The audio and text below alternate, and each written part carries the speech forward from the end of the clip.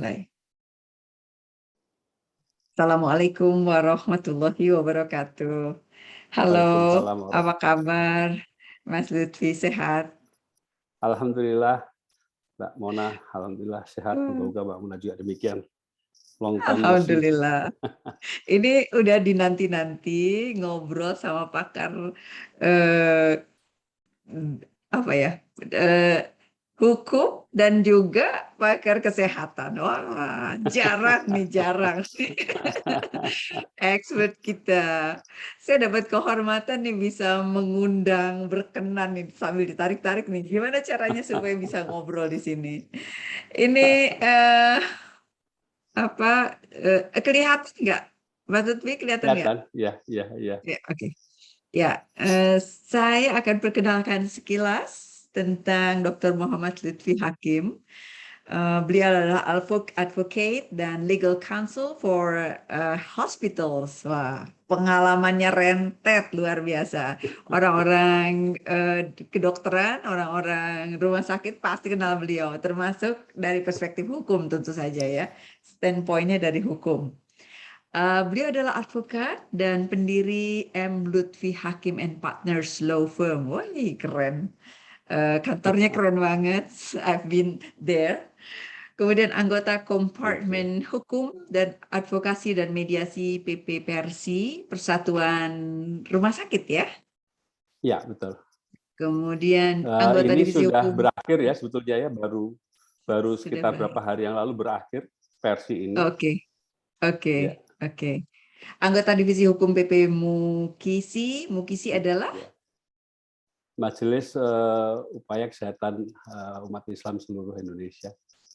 Oke, very good. Jadi dia Anggota merupakan majelis. perkumpulan dari asosiasi rumah sakit Islam lah gitu. Ini juga udah berakhir. Oke, Sekarang oke, saya oke. bukan anggota divisi hukum tapi ketua divisi hukumnya. Oke, wah, naik pangkat nih ya. Wah, saya secure nih. Ini ada pakar hukumnya. Mas Lutfi juga anggota Majelis Kehormatan Disiplin Kedokteran Indonesia (MKDKI). Ini Sempat juga satu dua kantor kali berakhir. dengan saya. Dua kali Ini berakhir, juga 2 kali diperpanjang berakhir, terus. terus diperpanjang lagi. Iya, iya, iya, iya. Harus dipertahankan ini ya. Kemudian dosen program pasca sarjana pada Fakultas Hukum UGM, UMJ, dan Borobudur. Ketua Umum Himpunan Advokat Spesialis Rumah Sakit, HASRI, HAS RS. HAS RS. Gimana Ya. bacanya ini? HAS Oke, RS. Ya. keren ya. Oke. Anggota Dewan Pakar Himpunan Humas Rumah Sakit Indonesia, Perhumas RI. Wah, dahsyat nih ya, ini urusan komunikasi. Sekarang ini namanya berubah jadi anggota Dewan Ahli. Oh, Dewan Berubah Dewan Ahli. Ya, Ahli. ya, ya, ya. Tepat, tepat, tepat. Oke. Kemudian anggota Dewan Penasehat Masyarakat Hukum Kesehatan Indonesia, MHKI, anggota Dewan Pakar Lembaga Anti Fraud Asuransi Indonesia, LAFAI, jubir Komisi Akreditasi Rumah Sakit, KORS. Wow, dahsyat sekali. Benar banget nih hari ini nih ketemu sama expert. Terima kasih. Thank you ya, Mas Lutfi. Welcome. Jadi saya dengar dan saya menyaksikan juga gitu ya tentang adanya diskusi yang lagi hot ya beberapa saat lalu, minggu lalu tepatnya, terkait dengan Ya. adanya rencana untuk rumah sakit, untuk dokter punya satu praktek saja. Monoloyalitas instead of sekarang ini regulasinya 3 tempat begitu ya. Bisa cerita nggak tentang itu apa diskusi kemarin itu? Gimana Mas? Baik, terima kasih. Memang itu gaduh banget ya. Bisa dibayangkan dalam 24 jam yang mendaftar itu 6.300 orang yang mendaftar dalam 24 jam. In 24 jam total rekor ya. rekor, ada yang berseloroh didaftarkan aja ke MURI katanya begitu. Langsung ya ya ya. Dan total yang mendaftar Dahsyat. itu ada lebih dari 10.200 orang. Ya. Apa yang membuat Wih. orang tertarik dengan masalah ini? Karena ini bicara Ya. tentang menuju satu kebijakan satu tempat praktek.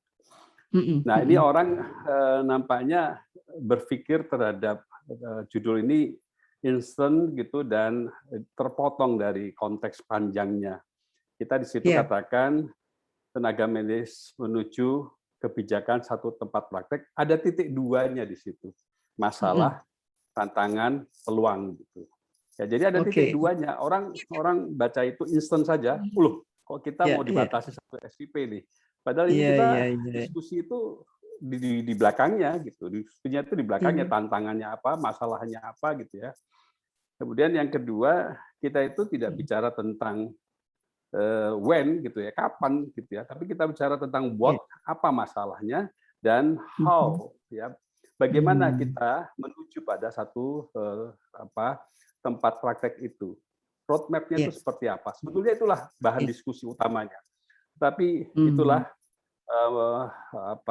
sudah terlanjur banyak orang berpikir ini hanya akan memotong jalur jalur Iya. mereka dalam menjalankan profesi dan secara reaktif mereka kemudian memberikan statement-statement yang tidak pas sebetulnya untuk diskusi itu. Tapi alhamdulillah Iya, diskusinya iya, sendiri berjalan dengan sebaik-baiknya begitu. iya. Menurut saya menarik karena, ini, benar-benar menyangkut hajat hidup, dua belah pihak, antara dokter dengan pasien, tiga belah pihak malah, dan rumah sakit juga begitu Ya, ya. betul. Perlu ada concern duduk bersama dari pihak-pihak stakeholders yang punya kepentingan untuk bisa menyelesaikan masalah ini. Sekarang mari kita lihat bagaimana, implikasi kenapa sih kok muncul ini dari perspektif masyarakat, dari perspektif pasien atau patient safety. Gimana Mas Lutfi? Ya, dari pasien safety, 3 tempat praktek ini kurang menguntungkan. Mmm. Pertama, dokter itu terkendala dari segi disiplin jam kerja. Iya. Bayangkan yang namanya dokter datang terlambat ke tempat praktek, Mmm. itu sudah kronis, Biasa. sudah biasa gitu, udah kronis dan kita udah harus memajak gitu. Bahkan Mhm. tidak jadi hadir gitu ya, karena masih Mhm. menghadapi operasi di tempat lain. Lebih parah Mhm. lagi di ruang OK, dokter sudah Mhm. memerintahkan untuk dilakukan anestesi dengan harapan dia Iya, bisa segera tiba di ruang OK, ternyata dia iya, tidak tiba pada waktu yang diharapkan. Nah, belum iya. lagi nanti itu menyangkut banyak hal ya. Mhm. Ruang alokasi waktu untuk melakukan komunikasi antara dokter dengan pasien tidak cukup Mhm. memadai. Apa Mhm. yang terjadi? Kita menghadapi hal-hal seperti ini. Setiap kali pasien atau keluarganya merasa tidak dijelaskan, Mhm. hanya dimintai tanda tangan inform consent saja. Satu. Mhm. Yang kedua, Mhm. dijelaskan tapi tidak memadai. Tiga, Mhm. dijelaskan lengkap tapi tidak tercantum atau tidak dituliskan di dalam rekam medis. Nah, ada lagi dijelaskan tapi tidak oleh DPJP-nya. Jadi ada banyak masalah di situ karena apa? Karena keterbatasan waktu dokter untuk berkomunikasi dengan Mhm. pasiennya. Kemudian tentunya ini berpengaruh pada patient safety. Mengapa? Karena Mhm. kemudian Mhm. menyangkut tentang eh, apa seberapa pasien Mhm. itu mengetahui apa yang akan terjadi pada dirinya. Ini kan Mmm. menyangkut otonomi Mhm. passion, otonomi ya. Nah, Betul. dan Mhm. dengan situasi seperti itu seolah-olah dokter Mhm. senantiasa bekerja in rush gitu ya. Dan Mhm. tentu kita mengetahui banyak sekali yang namanya Mhm. gugatan, yang namanya komplain dari pasien kepada dokter kita dewasa ini. Ini Mhm. yang mesti kita pikirkan bersama. Kita mulai harus Mhm. memikirkan bahwa dokter perlu bekerja dengan tenang. Mhm. Dokter perlu Mhm. bekerja tidak hanya kerja di 3 tempat gitu ya, pindah sana kerja, pindah sini. Tidak, tapi dia perlu Mhm. juga punya Betul. ruang untuk bisa mengartikulasikan dirinya sebagai seorang ahli kedokteran, bukan hanya Mhm. dokter sebagai practitioner gitu loh. Sehingga Mhm. dia bisa mengembangkan keunggulan-unggulan di dalam pelayanan kesehatannya. Kemudian Mhm. dengan itu juga dokter bisa membina hubungan yang lebih personal dengan pasiennya. Mhm. Ya dalam artian bukan Betul. emosional ya, tapi dalam artian Mhm. supaya lebih mengerti karakteristik pasiennya. Jadi itulah yang namanya pasien sentrik. Dokter tahu Iya. betul karakter pasiennya, dokter tahu betul kebutuhan-kebutuhan khusus pasiennya, dokter tahu Mm-mm. betul apa yang disukai dan tidak disukai, sehingga apa yang diberikan itu betul-betul mengarah kepada kebaikan yang tertinggi bagi si pasien. Saya masih ingat cerita seorang teman yang berobat ke Amerika misalnya gitu ya. Bagaimana pasien sentrik itu diterjemahkan oleh dokter di sana.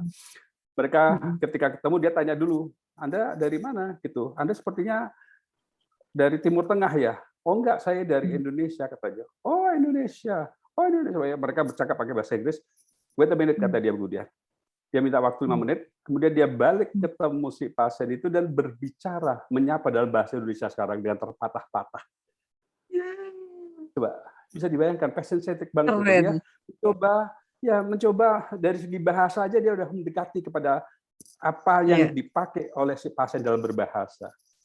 Ya, iya, kemudian ketika tanya jawab, dia menjawab semuanya dengan lancar, semuanya dengan waktu yang sangat cukup gitu ya. Termasuk iya, ditawarkan apakah Anda akan pakai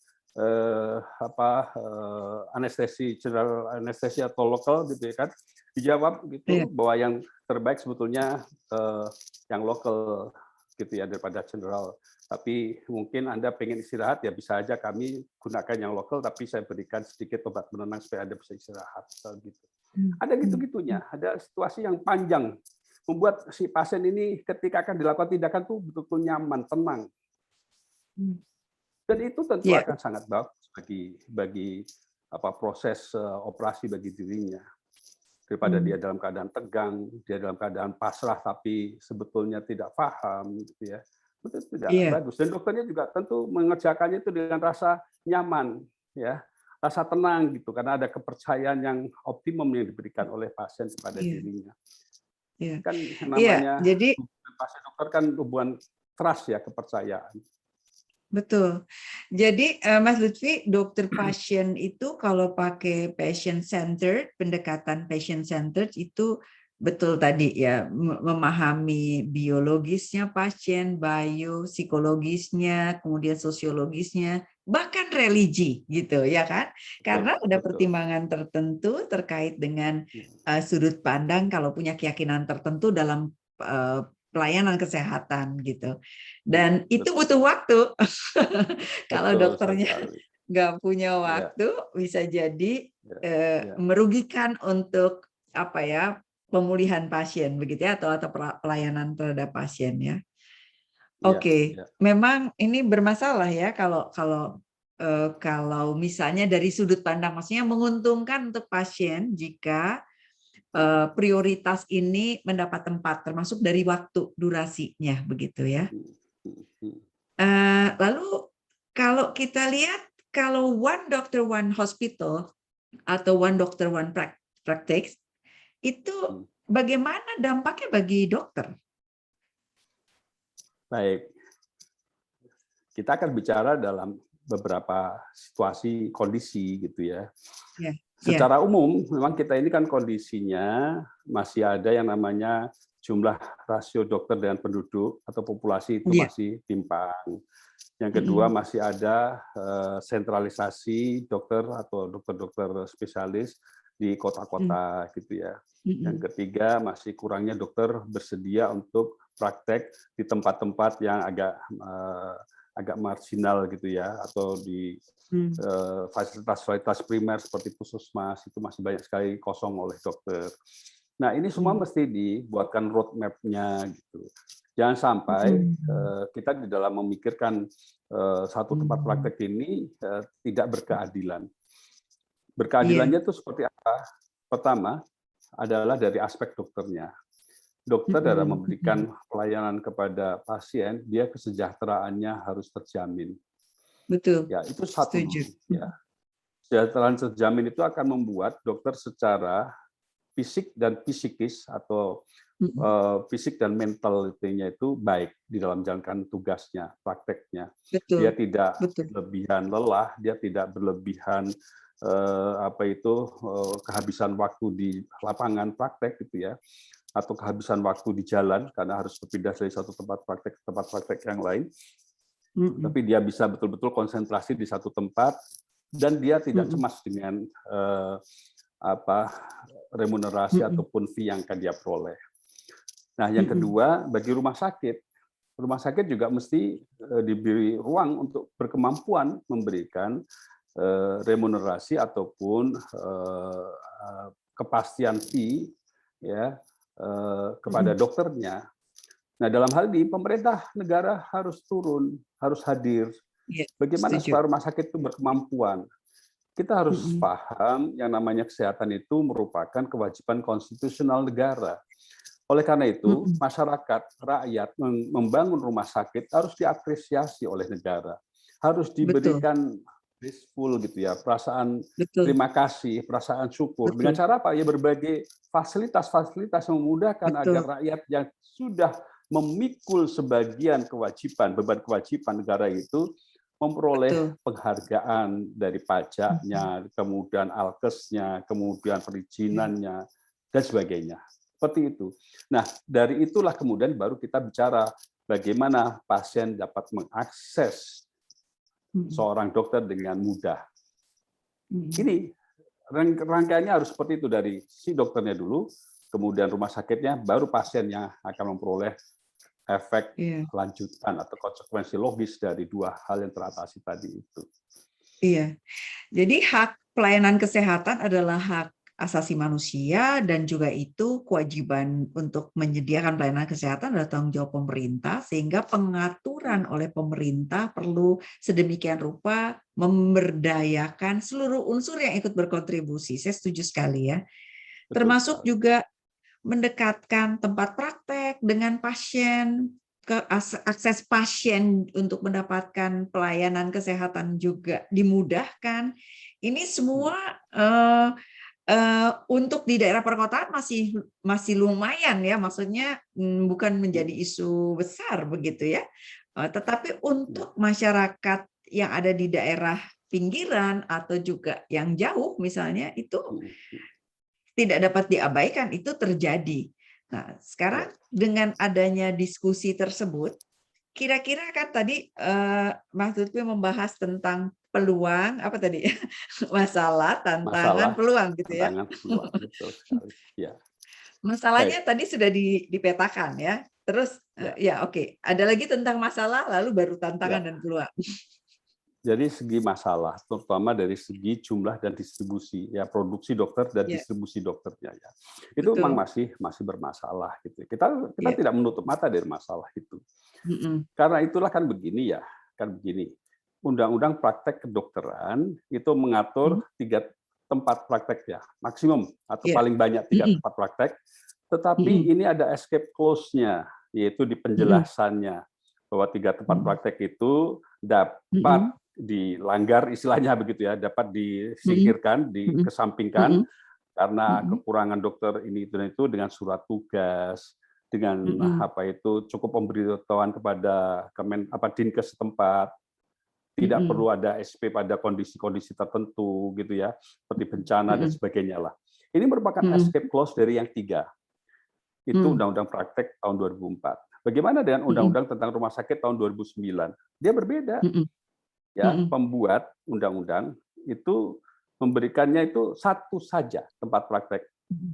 Nah, tapi ada Oke. escape clause-nya juga gitu. Mm-mm. Ya, dalam kondisi belum mampu memenuhi yang satu tempat praktek itu atau merupakan full timer, tenaga tetap, Mm-mm. maka dapat Mm-mm. menggunakan tenaga tidak tetap sesuai dengan peraturan perundang-undangan. Mm.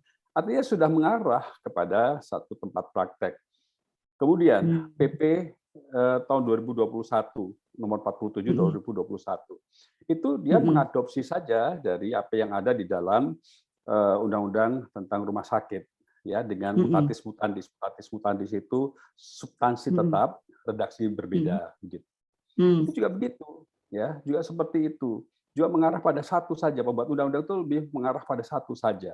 Tetapi ada escape Mm-mm. clause-nya. Nah, kalau pada Undang-Undang Praktek Mm-mm. Kedokteran itu escape clause-nya pada penjelasan, kalau ini escape Mm-mm. clause-nya itu pada ayat berikutnya, gitu ya. Mm. Jadi lebih kuat ayat atau lebih kuat penjelasan, lebih kuat ayat daripada penjelasan, lebih kuat pasal dan ayat daripada penjelasan. karena penjelasan itu tidak terlalu mengikat, Tambahan. ya, karena itu berubah. Ya, karena itulah dirubah posisinya menjadi ayat di ayat berikutnya. Ini ada seperti itu.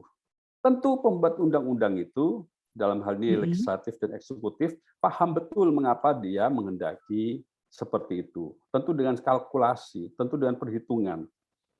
Nah, yang kita butuhkan adalah roadmap. Difikirkan, jangan dibiarkan begini saja terus-menerus gitu. Kenapa? Karena harus di lapangan itu jadi masalah. Ya, jadi masalah yang potensial betul. Bisa eruptif gitu. Merugikan masyarakat ya, merugikan masyarakat dan juga dokter juga sebenarnya. Nah, sekarang yang terjadi, ya mereka itu ya terutama di rumah sakit pemerintah ada yang sepenuhnya melarang dokternya praktek di tempat lain. Punya tempat lain. Ya, sama sekali. Jadi yang tadi digunakan monoloyalitas itu. Saya mencoba tidak menggunakan istilah itu. Tapi yang kemudian di lapangan terdengar seperti itu. Oke lah, silakan di lapangan bunyi seperti itu. Ya, ada yang ketat, tidak boleh praktek di tempat lain. Kemudian yang kedua, ada yang ketat tapi tidak sepenuhnya pada jam kerja. Jadi misalnya sampai jam 2 saja. Sebelum jam 2 ketat.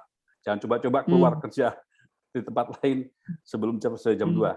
Kalau yang ketat itu kan sampai jam 4 sore ya biasanya, jam praktek itu kan dari biasanya jam 8 sampai jam 4 gitu kan. Nah, yang ketiga ada yang masih melepaskan begitu saja, masih belum bisa membuat aturan apapun. Sedangkan untuk rumah sakit yang swasta itu ada yang sudah memulai dari yang 15% itu karyawan tetap atau menjadi tenaga tetap full timer atau purna waktu. Kemudian ada yang sudah mulai 30 sampai 40% bahkan di rumah sakitnya itu udah tenaga tetap, dokter spesialisnya. Apa yang akan terjadi kalau ini dibiarkan secara alamiah begini terus-menerus, maka akan bisa terjadi dokter-dokter itu berpraktek di satu tempat hanya pada rumah sakit yang berkemampuan saja. Sementara rumah sakit yang kurang berkemampuan secara finansial, lama-lama mereka hanya punya dokter-dokter umum dan dokter-dokter spesialis yang gemuk. Dokter spesialis yang gemuk itu seperti misalnya apa sih? SPOG, SPA, kemudian bedah umum. Betul. Nah, itu contoh-contoh yang gemuk itulah SPPD, Rumah penyakit sakit dalam. Nah, yang lain yang anestesi atau katakanlah bedah saraf atau katakanlah SPOT, mereka menjadi kesulitan. Nah, ini mesti ada suatu engineering gitu ya, ada suatu rekayasa yang positif untuk membuat ini bisa berjalan dengan ada pedoman panduannya. Ya, betul. Harus dihitung lagi, berarti kapasitas sejauh mana lulusan bisa dihasilkan untuk siapa dan lain sebagainya, ya kan? Kalau misalnya ini mau dijalankan, karena nantinya kasihan juga gitu, dia punya peluang juga dibatasi dan tidak nyaman untuk dokter itu sendiri, sehingga tidak akan optimal juga dalam berkinerja. Termasuk rumah sakit juga padahal sudah ikut berkontribusi ya, membantu pemerintah atau membantu masyarakat gitu. Kalau kita lihat dokter itu ada yang menarik Mbak Mona ya, satu lagi. Ada rumah sakit dalam rangka membangun dokter-dokter spesialis secara purna waktu itu, mereka menyekolahkannya dengan ikatan dinas. Mereka bahkan melakukan kerjasama ya dengan Fakultas Kedokteran ya untuk mendidik dokter-dokter calon dokter-dokter spesialisnya ini begitu ya. Kemudian setelah itu ada ikatan dinas yang jelas gitu. Sekian Jadi tahun. Seolah-olah ikatan dinasnya itu sebagai ganti dari dia sebagai dokter spesialis tadi itu sebagai ganti itu. Seperti itu. Coba ini kan untuk memastikan ya kan? Iya, karena kelihatan betul bahwa kehendak atau keinginan punya satu dokter spesialis di satu tempat praktek itu suatu kehendak yang yang kenyataan gitu, yang faktual.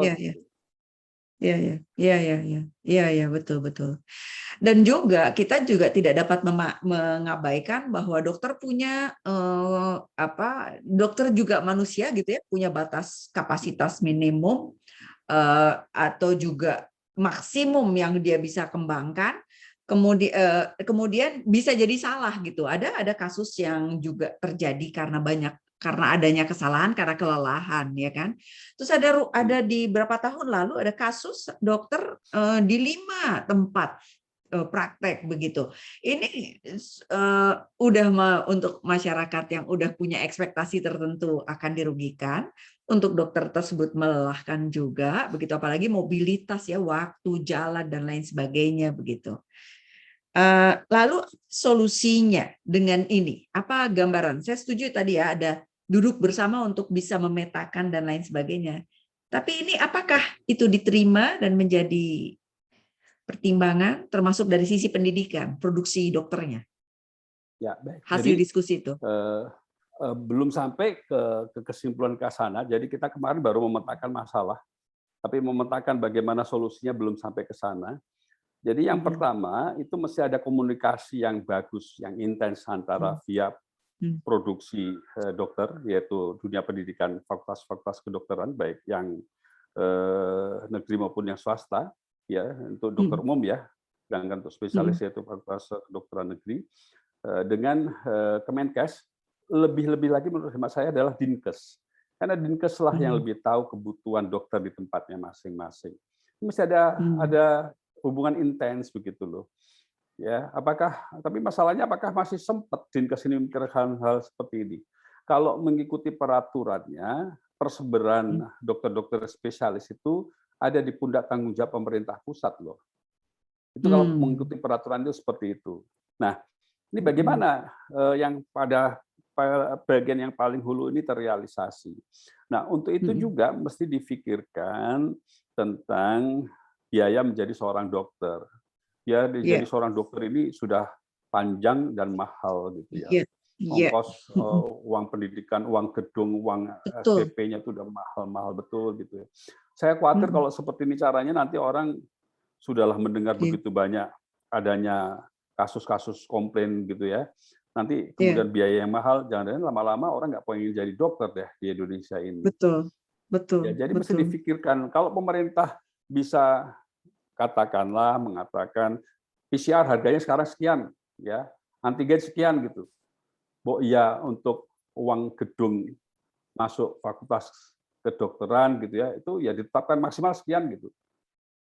SPP maksimal sekian gitu.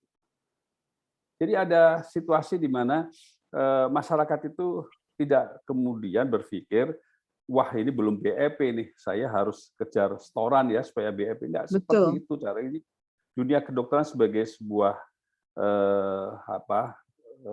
profesi yang luhur, gitu ya. Profesi mulia itu betul-betul bisa tampak dari pengabdiannya, dari sikapnya yang tidak semata-mata mengejar penghasilan, tetapi tetap saja kesejahteraannya dipenuhi, diperhatikan oleh pihak lain. Bukan dirinya yang harus memperhatikan, pihak lain yang harus memperhatikan kemuliaan kesejahteraan dokter.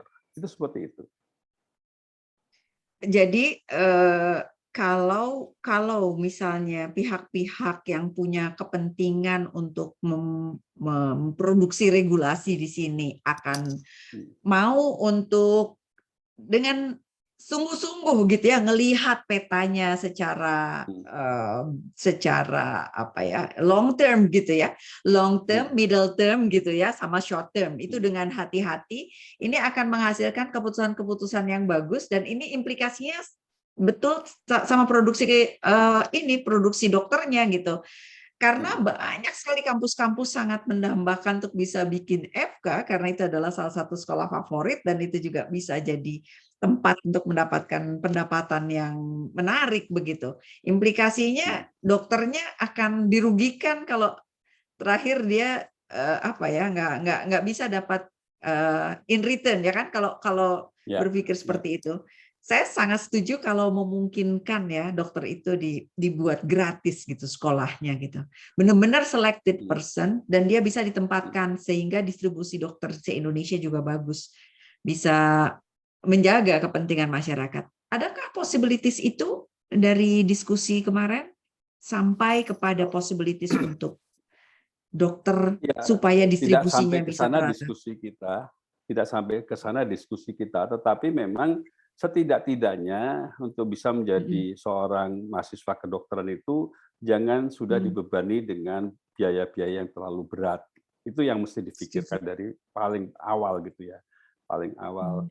Nah, kita juga mengharapkan dengan cara berpikir seperti itu, maka nantinya dokter itu bersedia untuk ditempatkan di tempat-tempat yang berat, jauh, karena kesejahteraannya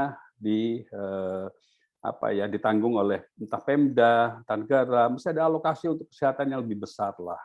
Jangan kita Iya. itu pelit gitu dengan kesehatan ini, karena dengan kesehatan ini pada ujungnya nanti akan juga mengurangi cost bagi pemerintah secara keseluruhan. Kalau masyarakatnya sehat karena didukung oleh fasilitas pelayanan kesehatan yang memadai, dokter-dokter atau tenaga kesehatan yang memadai, tentu berbagai pengeluaran yang harus dikeluarkan oleh pemerintah untuk mengobati rakyatnya akan berkurang juga kan.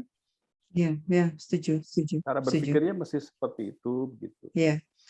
Oke, Mas Lutfi, kita close diskusi tentang itu. Satu lagi sebelum kita akhiri, saya ingin bertanya tentang hubungannya dengan komunikasi kedokteran yang bisa berhubungan dengan legal, gitu ya.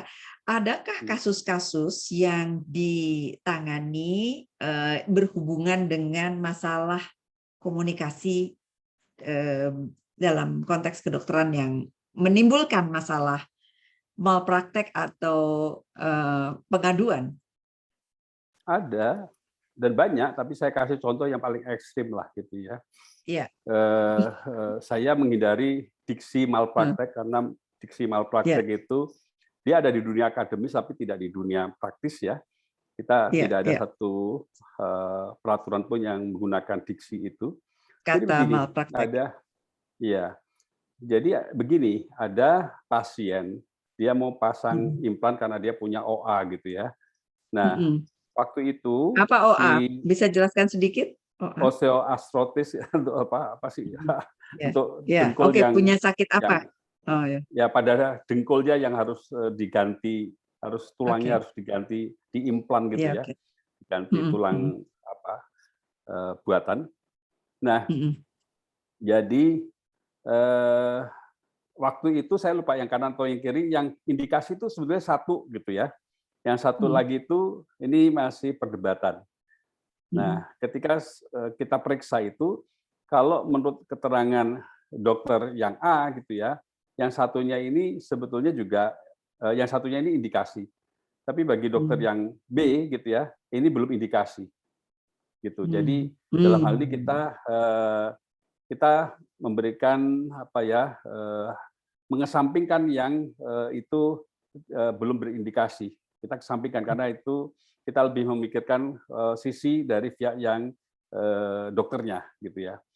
Nah, lantas apa yang kita pertanyakan itu yaitu dari sisi rekam medisnya. Di dalam rekam medis itu kan ketika dalam komunikasi si pasien diberitahu oleh si dokter SPOT-nya bahwa nanti dia akan memperoleh implan yang fungsinya atau fungsionalnya itu sama dengan dia dengan kaki normalnya. Jadi bisa ditekuk penuh seperti kaki normal begitu.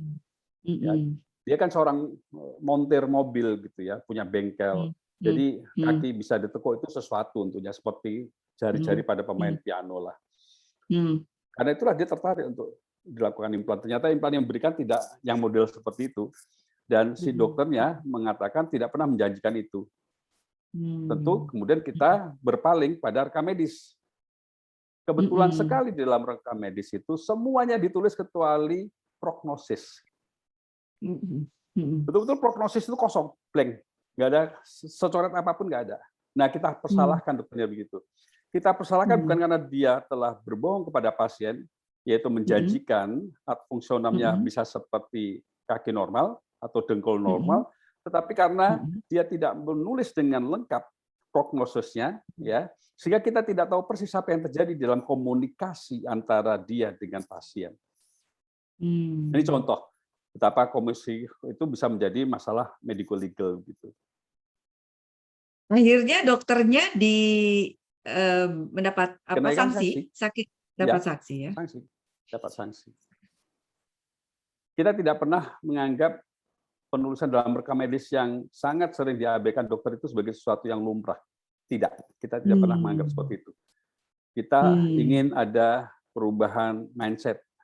Rekam medis itu sesuatu yang penting gitu. Iya, Kita iya, sering iya. menekankan rekam medis itu ibarat black box yang orange itu loh warnanya kalau bagi pesawat terbang. Ya, itu kan penting sekali. Ketika telah terjadi accident, kita akan tahu apa yang terjadi dari black box yang orange itu. Iya, iya. Jadi sebenarnya diskusi ini mau mengingatkan dokter jangan abai terhadap prosedur di belakang yang harus dia lakukan, termasuk juga interaksi dengan pasien ya. Pasien Betul kalau sekali. tadi kasusnya bukan yang diangkat sebagai sanksi bahwa pasien tersebut mendapat janji yang tidak ditepati begitu ya. Padahal harusnya nggak janji ya, kontrak usaha ya, bukan kontrak janji ya. Bukan. Kan kalau dia memenuhi apa yang kalau benar yang dikatakan si pasien, maka jenis implan yang diberikan itu bukan jenis implan yang serupa itu. Karena memang ada jenis implan yang berbeda begitu. Iya, iya. Yang bisa menghasilkan result tersebut begitu Lebih ya. result seperti Iya, ya, iya. betul. Iya. Oke, so pastinya banyak kasus-kasus yang seru. Kita diskusi lagi next time. Mudah-mudahan isu pertama tentang tentang satu praktek ini bisa bisa segera dapat solusi yang bernas gitu ya, solusi yang mencerahkan masyarakat juga dan kedua belah pihak, dokter termasuk juga rumah sakit ya. Mas Lutfi, terima kasih banyak untuk diskusi yang luar biasa. Kita ketemu di kesempatan lain. Ya, take care, sehat selalu ya. Assalamualaikum warahmatullahi wabarakatuh.